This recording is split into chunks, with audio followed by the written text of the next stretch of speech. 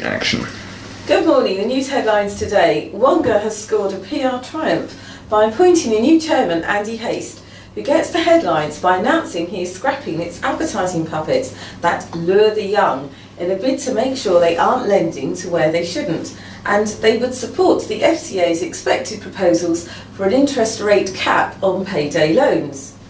The Institute for Fiscal Studies' latest research, funded by the Joseph Rowntree Foundation, reveals that London incomes were hit harder than any region in Great Britain after the financial crisis and recession, once the capital's lofty housing costs are considered. Median incomes in the capital have plunged by 8% over the time frame, far more than the national average. 22 to 30-year-olds were hardest hit, with income dropping by 13%. However, the over 60s have bigger incomes than workers for the first time. Property news. A couple who bought a house for just £1 in Stoke-on-Trent in a rundown area now reckon it's worth £70,000 after refurbishing it with a £30,000 low-interest council loan.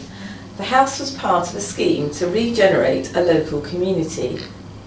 In economic news, more of the brightest and best Britons decide to shun a life abroad as the brain drain slows down, according to ONS stats.